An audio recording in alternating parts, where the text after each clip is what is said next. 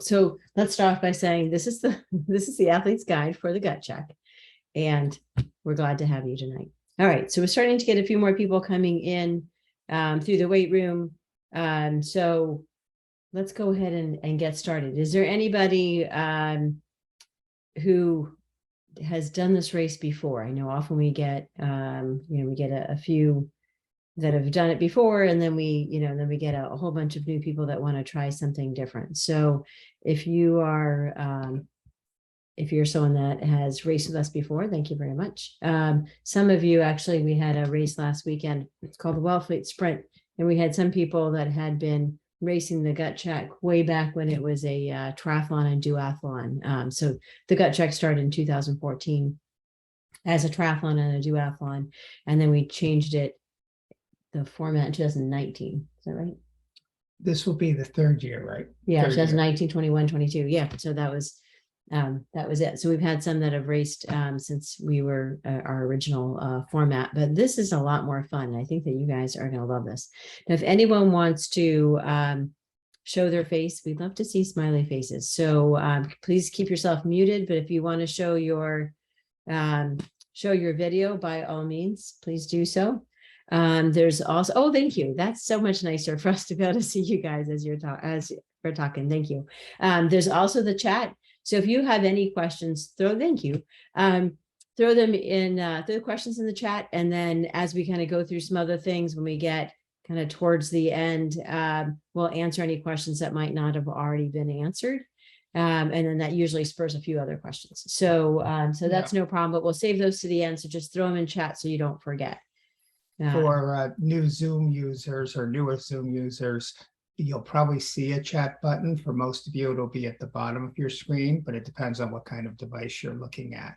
You click that button, it'll open up the chat box, and you can toss chats in there. And I see we're already starting to get some interesting questions. And don't worry, we will answer all the questions after we kind of run through the basics of the race, right, and try to help you get acquainted with it. We'll double check and we'll look through the column and make sure we get to all of you. Great, no problem. And most likely some of the questions you have are going to answer right off the bat. So hopefully that will help you. All right, so it looks like we've got everyone in that we're going to have. I'm going to switch over to a screen share so you don't have to look at us the whole time.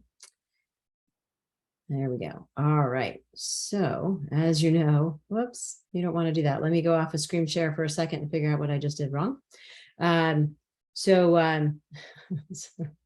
Sorry about that. There we go. All right, let's get you guys back on there. The gut check is the only race of its kind. Sorry, I'm trying to do the screen share as I'm talking, and it doesn't always work. Okay, there we go. So Andy, can everyone? Yep, everyone can see. We've got Andy's computer over here as our test to make sure that you guys see everything that I think you're seeing. As you guys know, the adventure triathlon format is a lot different than what you guys have been used to, and it's perfect for the end of the season where you've been doing triathlons or maybe other sports. And you can just kind of have fun with this. So it will be fun, I promise you. It will be challenging as well. All right, things for you to know. For the gut check, packet pickup is either Friday, 4:30 to 6 p.m. That's at Area 6 in Nickerson, or race morning, 6:30 to 7:30. You definitely want to, if you have not picked up your packet, you definitely want to be there before 7:30, because you'll have to drop off your bike in one location and drop off either your swim gear or your paddle board in another location, and then still make it back up to the start of the race. And you'll want to be there in time to be able to, of course, get your map, because you'll need a few minutes to be able to look that over before you can start going. So definitely get there at 7:30. Please don't come before 6:30 though. It's kind of dark, and we're getting everything prepared for you guys. So that would be great. And that's the main parking lot. I think I've got a picture of that in just a minute. I'll show you where that is. We will provide race belts for swimmers, so that way you can take that off. If you're a paddler, it doesn't matter if you're, of course, if your bib is safety pin to you, is not gonna hurt anything. As a swimmer, that's a little harder. So we will give you a race belt. Every team will have a whistle and a compass and a laminated map, which will have all those checkpoints in it. Of course, we'll go through that in a little bit. And solo athletes will also get a whistle and a compass. Right. Yeah, if you're a team of one or a team of many, you will get these things. We still have some paddle boards available to rent. And that's thanks to Safari, and they're in Brewster. They've got great boards, and they also have a whole rental program. And you should go to their website if you need one. You will be able to preset a bag at the swim location, which of course I'm not going to tell you now. It's the same place that the paddlers will start. So if you bring your paddle board, you would bring it either Friday night or Saturday morning, and you would be able to leave your paddle there, your PFD, and anything else that you might need, you can leave there. If you're a swimmer, I would suggest a backpack or a bag, and you can leave that on the beach as well. And that way you won't need to bring it with you through other parts of the race until you get to that point. This is this year only for that. There are some years of this race where you've had to carry all your gear with you as you move throughout the race. But this year, for reasons we can't elaborate, it's fine for you to leave equipment at the beach while you are off on your swim or on your paddle. Right. So yeah, you'll be able to leave like your shoes on the beach. Sometimes it's point to point. You can't do that. In this case, you will be able to do that. You will be coming back to that point at some point. You also, if you'll keep in mind, the weather is going to turn colder. And so you might want to add to that bag like a towel or something just to get yourself a little drier before you move on to other parts of the race. So if you can think about those sorts of things definitely as a swimmer, as a paddler, you might want to put something in there too. Of course, hydration, nutrition will be at all checkpoints except for the first checkpoint, which here's a tiny bit of hint that's not really going to help you much now, but later you might. The first checkpoint will not have nutrition or hydration, but it's not a long leg, so you won't really need it. Every other checkpoint will have something, so you're not having to carry that with you. You want to keep going? So at some point, Andy will jump in. Fine. I was just checking the weather forecast. Looking good. And no rain currently. Saturday night, apparently some rain will move in, so we're in good shape there.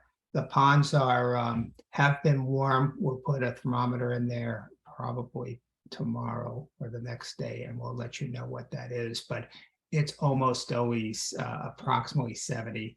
Maybe it's 69. Maybe it's 71. But we'll see what it is. We'll let you know. We'll put it on Facebook. I guess we'll put it on Facebook. The timing, the way that your time at the very end is what's captured, but in between at each checkpoint, you'll present yourself or you and your team together, and you'll get we have some pretty looking hole punches. So you'll get a different hole punch for each checkpoint. And that's how we'll know at the finish line that you've actually completed each of those checkpoints. If you're with a team, the team has to present themselves at the checkpoint together. So it might be that, maybe someone's a little slower on a run, but you can't check in at the checkpoint until you've got everybody on your team. And the same goes for the finish line. You all need to be able to cross the finish line together. The bib will show, that you've actually completed all. So once you go through and you get all the cheers, then somebody will check the bibs and say, yep, okay, you guys are good. And then we will have an award ceremony. So next, here we go. Let's see if I can do it. Nope. There we go. All right, that was my little fun. Schedule. This is what you need. So Friday we have that pack and pickup 4:30 to 6, and that's in area 6, which is up Nickerson. If you look at any map, you can find it. We'll be all the way at the end. Something else to note: the camp is, or the park is open to campers this time. So normally we do this race like October 15th, around that time, like after Columbus Day, or week after Columbus Day. Yeah. So, right, but, and that way the, most of the camp or most of the, park is closed. In this case, we're able to get it earlier, so you guys wouldn't be as cold in the water, but that means that there are campers there. So, so if you'll just be mindful of that, that there's probably a little more traffic, just around, there's not a ton of campers, but there's still some. So the area 6 will be all the way through area 6, which is actually closed to campers. It's the only area that is. So if Friday, 4:30 to 6, you want to come pick up your packet, you can do that. You can drop off your bike, you can drop off a paddleboard, your swim stuff. We do have people spending the night, as security, at the, bike drop off and at the paddleboard, swim, drop off. Saturday morning, 6:30 to 7:30 is pack and pickup. You'll go right to the main parking, entrance. I'll show you a map in a minute, but if you go into Nickerson State Park and you make an immediate right and you go all the way to the end of that parking lot, over by the bathrooms, you'll see bathrooms, and that's how you'll know. Then the, ladies will be there, and you'll be able to, they'll also give you a map to tell you where to drop off things. Participant start area, you'll want to be at area 6, back where you're picking up. If you pick up your packet on Friday, you'll go back to that area, and that's where we're starting this year. So if you've done this race before, we usually start at the very beginning of area 6 by the bathhouse. We're not doing that this year because every year is different. So this year you're going to go all the way into like a little lollipop. I'll show you in a second. And that's where we'll actually start the race. So make sure that you get over there by 7:45, because by 7:50 you're going to get your map, and you're going to need those 10 minutes to be able to figure out what it is you're doing and get your game plan before the race starts at 8. And then, of course, we'll start the post-race nutrition at 9 o'clock. Awards can't happen until we actually get enough people for each category. Sometimes we've got everybody, but that team of 3 or something hasn't shown up yet. So sometimes it takes a little bit, but I think that after the race is always so much fun because everyone's over by area 6 in the pavilion and everyone has stories to tell, and you guys will have a great time. So, all right. So what you must bring with you and what things you might want to consider. Obviously your road bike, any kind of, bike helmet, things that you need for the bike, your paddleboard, you guys can read this. You must wear a life vest or have a safe swimmer buoy attached to you on the paddleboard. If you're swimming, you can use a safe swimmer buoy if you want to, but you certainly don't have to. But on the paddleboard, we need to make sure that you have some flotation device. Running, of course, trail shoes. The trails have been kind of wet. We've had rain the last couple of days. So, they very well could be muddy. So to keep that in mind. Things to recommend. Most people will bring like a Sharpie, or a pen that can work on laminated material, because you're going to want to write on that map so you actually have a plan. Sometimes it'll be like, okay, tried that trail and that's not the one I want, put a big X on it. But you're going to want to be able to mark that map in some way. Other things, typical stuff. We do, of course, there's ticks in the park because it's a park. So if you want to cover your legs, that might work. And of course, it's going to be cold, particularly because you've been in the water. Bug spray is probably necessary. We were lucky at our last race last weekend, which normally has mosquitoes chasing you. There was a good wind, and so we avoided that. That might not be the case, and it's a park, so bring some spray if you need it. And then, of course, a backpack. Do you have anything else to add to that? Well, while we're on this page, we could probably answer one of the questions that came in, which had to do about swim paddles. So this is we for the most part, we try to run various aspects of this race in keeping with triathlons and USA Triathlon rules. It is also an adventure race, but it isn't technically a swim run event. And I realize that in swim run races, paddles are allowed, but we've, at least at this point, have opted to go to follow more of the USAT rules as far as what you can have and what you cannot have. No things, no paddles. But USAT has some oddities, like they allow a snorkel and things. Yeah, you can use a snorkel, but you can't use, obviously, fins. or footies for that matter, and then no gloves or paddles. So yeah, we follow USAT rules when it comes to the swim, because the swim is actually sanctioned. So the swim part of the race is sanctioned. So according to USAT, this is a sanctioned race, but only if you're a swimmer, if that makes any sense.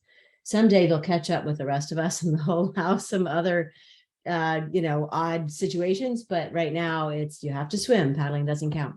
So so the swim portion is sanctioned, which means we have to follow USAT rules if you're a swimmer.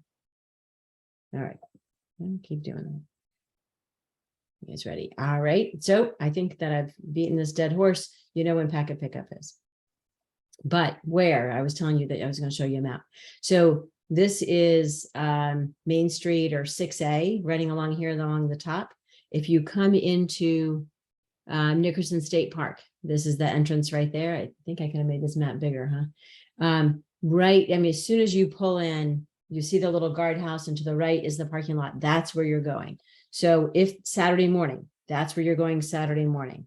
Friday is down here. So you're going to follow Deer Park Road, and you just keep going and going. It's a few miles. And then you'll see a little sign for Area 6 here. You'll make that left and you'll go all the way to the end. I'll put up some triathlon signs Okay. with arrows also Friday night and change it for Saturday, because Saturday's routine will be a little bit different. Okay. And then, and there are campers in these other areas, including the 6X. So, just be mindful of them. All right. So here's an example. Some of you have been like, okay, well, wait, what am I going to get? How am I going to know where I'm going? Well, you have to, you don't really know where you're going. So this is a map from 2019. And you see that what we give you is a checkpoint. And if it was bigger, you'd be able to see that checkpoint is like on a trail, or maybe it's in a parking lot, or maybe it's on a beach. So you'll see those and it will say what the checkpoint is. Sometimes you go past a checkpoint more than one time. So let's say, for example, in 2019, this was checkpoint 1, and then you did other things and you ended up coming back to that, and that became checkpoint 6. And then you got a different, in that case, you got a different stamp. In this case, you'll get a little hole punch. Sometimes we do that and sometimes we don't. Other times, one checkpoint, you go past it one time, you'll never see it again. But we always give you a legend on the bottom, and it will say, keep these things in mind. Here's the musts. If you're going from 1 to 2, you have to bike or you have to run or whatever it is. It will also say things like, don't run on pavement. So no roads. We don't want you guys running down Deer Park Road and getting hit by somebody else on the bike, right? That would be bad. So you can run on any trail. You can run on bike trails. The bike trails in Nickerson are paved, but you cannot run on the road. So that's one of those things that will end up in this legend, just to remind you. And you'll see this. We also give you that, what way is north. So it'd be helpful. So you will get a compass. We, as we set this, I say course, but as we set this race and figured out, okay, where do we want people to, to be stopping, and where would that take them then, and what have you. We realized that, some people that really know the park well, oh, that's super easy. But for those of you who have never been to Nickerson State Park, it might be more of a challenge. So we will give you a compass. So that way, at least you can figure out, because all of these ponds, by the way, look the same when you're next to them. So that becomes a challenge. You're like, am I over at Cliff Pond or am I at Flax Pond? So having the compass will help. We'll also, and I think Dawn is on now. I think I saw her come on a little while ago. She's going to put a few little flags, and I will bring one with me to the start, so you'll know what to look for. But it's a little, they're pink, right? They're hot pink. They're the kind of flags you might see DigSafe put in, or perhaps someone who has been putting fertilizer on a lawn. They're little wire flags with about I don't know, a 6 by 5 inch. In our case, it's pink, and it has our logo on it. Right. And these little breadcrumbs we're going to put into the course, because there's some areas where we don't want you going in circles, and we don't want someone who has a great knowledge of the park to have an unnecessary advantage over those who just showed up and have never really been here before. So because of that, we've strategically decided to place these little breadcrumbs here and Right, there not to here help and you there, through. right, that's Here and the there. key, not breadcrumbs as in you're gonna have this nice trail, because that would blow the whole thing. Yeah. So in this case, every once in a while, there'll be something you'd be like, oh yeah, good, I'm on the right trail. Some of the trails, I think it will end up being more obvious, but there's a few that there's like 3 different trails and they all look the same. And so there'll be a little flag here and there. So Yeah. that will at least be something, so that way it will help you. You won't end up in the park for the rest of the day. One of the things Kathleen and I like about triathlon is, in essence, there's at least 4, if not 5 disciplines. Yes, there's swim, bike, run, but nutrition can be important, particularly in the longer races. And you also always have to be thinking in a triathlon, pacing yourself, thinking about what's coming up next, how you're going to handle something. Well, now we've even added another dimension, we feel, with this race, in that you have to kind of strategize a little bit. Communication with others is fine if they wish to communicate with you. A lot of you may want to see where some of the faster runners go. For example, if it's a run leg, and say, well, I'll just go follow them because they seem like they know what they're doing. Careful. There's a caution on that because sometimes they don't know where they're going. Yeah, to some degree, I think as someone who's spent a lot of his triathlon career in the middle of the pack, I can tell you sometimes it does make sense to sort of follow the crowd. You will have your map, you will have a compass. The park is, as parks go, quite well signed, and they're brown signs at trailheads and junctions and things along those lines. But you are going to have to keep up with that. Also, the ponds, there's so many ponds in this park, they serve as great reference points, because often you're running along the side of a pond. So you say, okay, I'm following this curve of this pond and I know it's going to lead me to wherever I'm going. So keep those things in mind. Right. Oh, and then speaking of that, so that reminded me of getting lost. Every team or individual will get a whistle. So the deal is, if you are hopelessly lost, just start blowing your whistle, and eventually somebody's going to hear you, particularly because there's campers all around. So that's going to help. Someone's going to come to your rescue. So far, we have not had to have anyone blow their whistle, but we always give them out just in case. So you know you have a fail-safe. If nothing else, just blow the whistle as hard as you can. If the sun's out that day, note it. That's always Which a good direction, reference yeah. point, know where the sun is. Yeah. Right. And then you all have a compass too. So as long as you can kind of figure out with your compass, you'll be good. All right. There we go. So this is on our website, but just a reminder, you're expecting to paddle 1 mile to 1.5 miles, swim half mile or a little bit more, bike. I don't know if anyone has looked at the map for Nickerson, but most people think of the Cape as being flat. It's not. Nickerson is very hilly. So you're biking on the hills. So it's not a long bike, but it will be a hilly bike.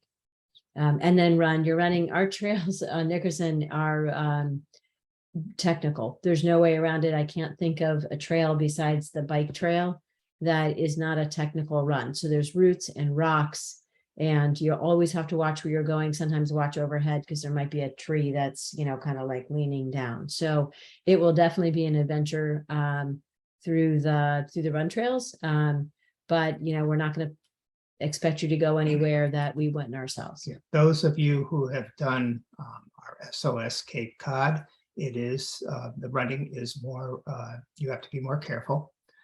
Those of you who have done Sea to Summit, piece of cake. So in comparison, It's not Mount to trying Washington. to climb Mount Washington. Yeah. All right. So questions come up about what do I do with my stuff at the swim? You're going to be able to leave your shoes on the beach. So of course I was saying you can leave a bag on the beach. So if you want to put a towel in there or something else to throw over you after you come out of the water and you're cold, you can do that. But you can also just leave your shoes on the beach. You need to leave them off to the side. The staff and volunteers that are there at that time will be able to say, hey, put your shoes over on this side. So just follow them. If you want to use a safe swimmer buoy, it's actually not USAT legal, but it is something that we allow, and we just don't tell USAT that we do it because your safety is more important. So if that's the case, just try to kind of, if you're using a safe swimmer buoy, kind of please stay away from people a little bit, just that way you don't clothesline somebody if you're, zigzagging around. Yeah, we will exceed, as we always do, USAT standards for a number of lifeguards out there. But, the safety's Right, just do you like, want it? Yeah, all we think about all the time is your safety out there. And if you want assistance such as a buoy there for, and some of those buoys now, they come with compartments. You can put things into them and they're watertight. So there's just a little to you. quick tip. Yeah. All right. So, so what you're looking for on the water, the swimmers are going to be looking for orange buoys, and the paddlers will have yellow buoys. We'll have at least one of these triangle buoys, but Andy, you were saying that you're going to use the cylinder, the yellow cylinder. Yes. Buoys. So swimmers will look for orange buoys that have that somewhat roundish shape to them. Paddlers should look for yellow buoys. I think what we're going to do is in the middle of the paddle segments, you will see cylindrical buoys sticking up about, about 4 or 5 feet up in the air. And at the end of the paddle segment, you'll see a triangular buoy such as that one behind the lifeguard there. They're about like 6 or 7 feet tall. Yeah. Okay. All right. The paddle boards I was telling you before was from Safari Adventures. So this is what we're talking about. So they are wonderful about supplying Safari paddle boards, and they actually have at least one team. They might have 2 teams this year, I'm not sure. So, and they are ones to beat. So usually it's a team of 4. I'm not sure how many is this time, but those guys are tough. So you've got somebody to try to beat. So now here's our question time. So yeah, we were just talking about swimming too a moment ago, and I did want to answer the other part of Sarah's question, which is wetsuits are legal. Swim run style wetsuits, absolutely fine. Regular US swim style wetsuits like you see at a triathlon are fine, although you'll have to make a decision if you want to give up that time to get into the wetsuit in the race and then get out of the wetsuit. And that's something you'll have to make. Paddlers, if you wish to have a wetsuit of some sort just to stay warm, that's fine. But remember, all paddlers have to have a U.S. Coast Guard certified personal flotation device, also known as a PFD, basically a life jacket. We will have spare life jackets in case you, oh shoot, I forgot to bring my life jacket, but please try to bring your life jacket if you have one. okay, remember to bring that. Remember to throw those on the truck. Oh, it's already in the Okay. works. All right. So Linda asked about gloves and booties. Gloves and booties aren't USAT certified, aren't USAT sanctioned. So you cannot wear gloves or booties. You can wear an insulated cap, and we'll have a swim cap for you. But if you want to also wear like a one of those thick caps, you can. The water shouldn't be that cold. It will be the air. The water temperature, yes, is going to be within what almost all triathletes consider mild water. And it will probably be warmer than the air is as well. So you may want to think instead of, okay, after I get out of the swim, what do I have to put on to keep myself warm, or even whether or not you might want to consider taking 20 seconds to take a towel and dry yourself off. Right. But the water is not going to be an issue. Right. So, so the question about running shoes. Yes, that's a great question, Simon. You will have a time where you will need to carry your shoes with you when you're on the bike. So shoes, if you wanted a hat, whatever you need. So consider a backpack or whatever, however you want to make that work. But think that through. The only thing that you're not going to have to worry about carrying is swim or paddle gear. Everything else you'll have to, well, I shouldn't say that. It's just run gear. So the bike, and when your you, compass. And right, your right, map right, and right. stuff. But you'll be able to, when you rack your bike, you'll be able to leave your shoes and your helmet and all of that right with your bike. And then obviously you don't need it until you're back to your bike. So that you won't have to worry about carrying around because you're going to place that before the race starts. But your shoes, you'll definitely need at the other end of the bike when you get off the bike and you're going to do that next segment, you're going to want your shoes and your hat and your glasses and that kind of stuff. And once again, from us, since part of this race is strategizing and thinking through what you want to do, Nickerson State Park, those of you who have done this race before know that there's a limit to how far a bike leg can be. I don't think a bike leg in Nickerson could be more than a dozen miles. So you may want to think about what a lot of athletes sometimes do in duathlons, which is go ahead and wear your running shoes and just flat pedals or toe clips if you happen to have some toe clips around, and just because the saving to take off the shoes and put them on and that sort of thing. There's a lot of options you can think about there. You just made things more complicated. Well, you have to think about, how do I feel most comfortable with it?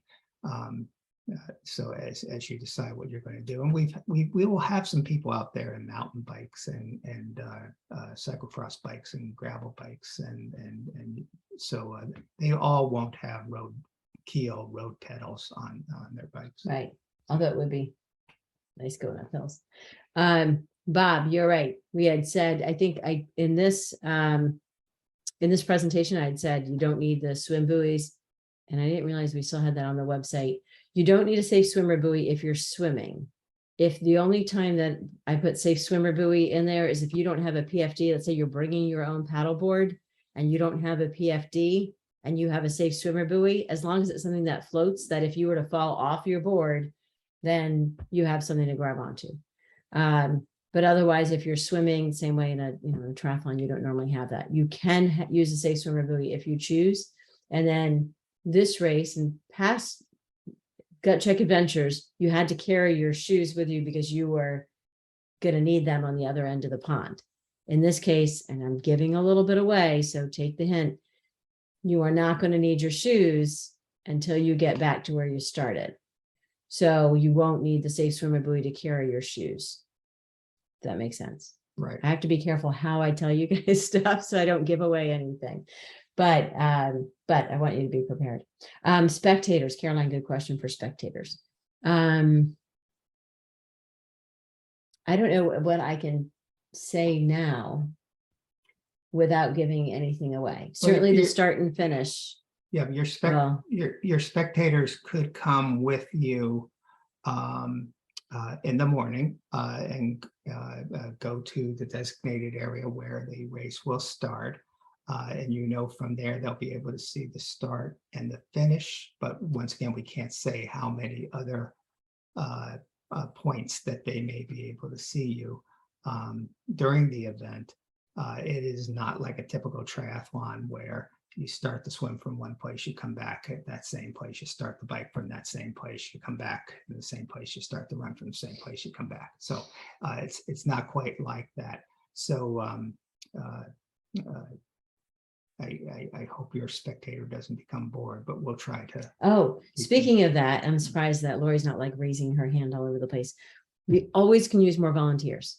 The more volunteers, the more we're happy. So if you have a loved one that wants to come and you want to put them to work, or they want to be put to work, and they want a cool hat. So for Gut Check this year, we're not doing shirts, we're doing hats, because you guys probably have plenty of shirts from the season.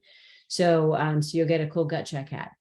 Volunteers also get a cool Gut Check hat. So, so if you have somebody that you want to volunteer, please send Lori a note. And Lori, if you want to stick your email in the chat, then you guys can just, there you go. She did that pretty fast, didn't she?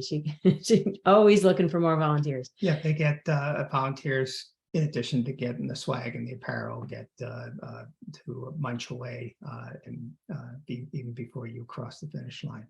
We didn't want to forget the second part of a question though, was swim caps. We will have swim caps for the swimmers And will you be doing the red caps for people who wish extra attention? Yeah, sure, we could do that. So, so most of our races, we always want to make sure that you feel safe in the water and that we have our eyes on you. Some people either are anxious in the water, or they maybe have a medical condition and they feel like a few extra eyes on them by the lifeguards when they're in the water would be helpful. So we have red swim caps for that. So when you go to pick up your packet, either on Friday or Saturday, just ask, just say, hey, can I have a red cap? So there's no stigma with it. We've been doing red caps for, I don't know, 5+ years. And there's all different reasons why you might want a few extra eyes on you in the water. So no problem. So yeah, so red caps if you want that for safety, or a, or one of our regular caps that that will be in your bag anyway. Yeah. Leaving shoes on for the swim, yes, that is perfectly allowed. I'm actually waiting to see the first athlete at this particular race who wears the same shoes for the swim, bike, and run. It's possible. Could happen. If you have some of those Attilo swim run shoes, they got enough of a platform to them. If you have flat pedals, though. Flat pedals or pyro platforms, which are like enlarged pedals that actually fit the base of your shoe. If you happen to own them, I have. Yeah, no reason to be buying new stuff. That's particularly but and especially no reason to race with something you haven't tried out before. right. That's Isn't that always- like always number a one bad rule idea. of triathlon? Do not start something new on race day.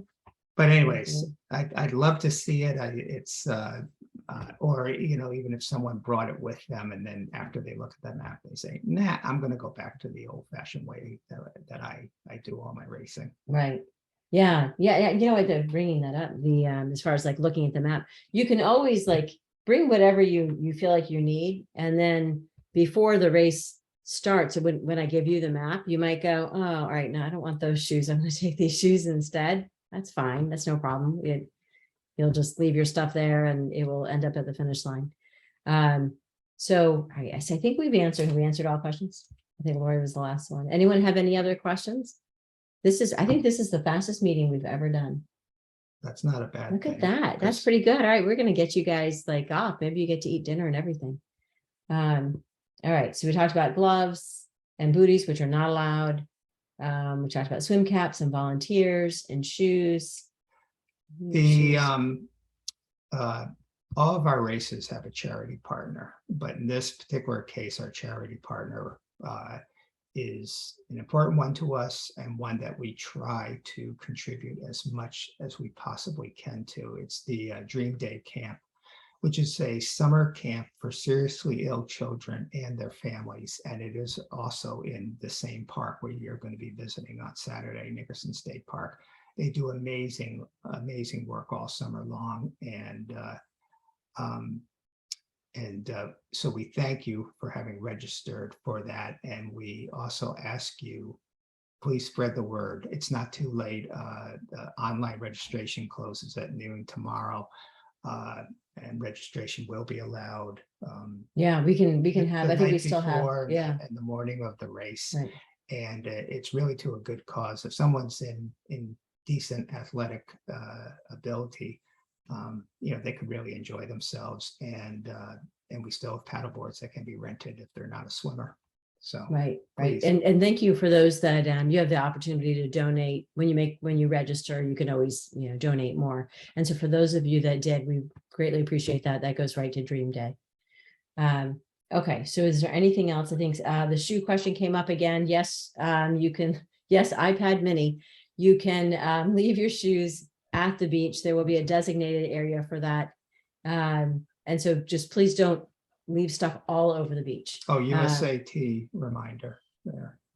Yes. So thank you, Lori. So if you're signed up in the swim category, you need your USAT number. Lori's writing that because apparently some of you do not have that yet.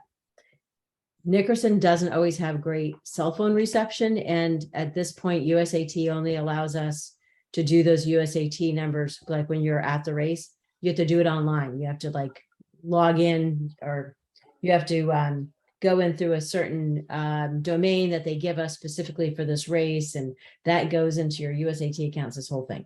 So much easier to do it now at home than to wait and try to do it on race morning. And then there's the frustration factor.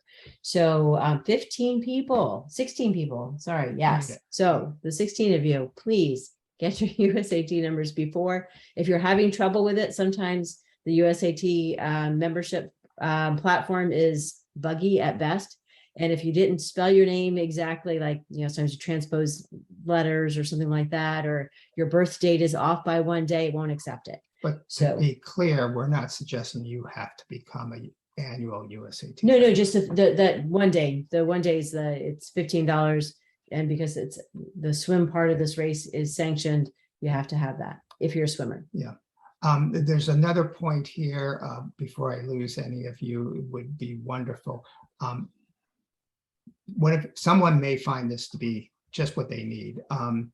We have the ability for a limited number of camping spots at the race venue. That is to camp overnight the night before the race. And it's not bad for someone who wants to save on the hotel room or just be right there, wake up in the morning if they're a good sleeper and say, I'm ready to race and I didn't even have to drive over. Also, from our standpoint, it's wonderful because it's just a little extra bit of security. So when we have 20 long bike racks in an area, not that we expect someone to come along in the middle of the night and steal them, but if they see if there was that instance and they saw there's a tent, that'd be maybe a little bit less inclined to fiddle with our gear. So Right. Otherwise, that's what we do. So otherwise, so- yeah, we'll have Dawn will be sleeping on the beach. And I will likely be sleeping in area another 6, area. Yes. but if anyone wants to camp, please contact Lori at the email that she put into the chat. Okay, wait a minute. There's a question about parking on Saturday. So we have about 100 people, Cam, right now signed up. Not everyone will show up. It's just the way it works. Parking on Saturday, when you go to, you'll end up parking in area 6. The race start is in area 6, so that's where you'll be parking. Okay. All right, I think that's all the questions. Anybody else? You guys have anything? No? All right. Well, I hope you guys have a good night. And we look forward to seeing you either Friday night or Saturday morning. Thanks. Thank you. Bye-bye.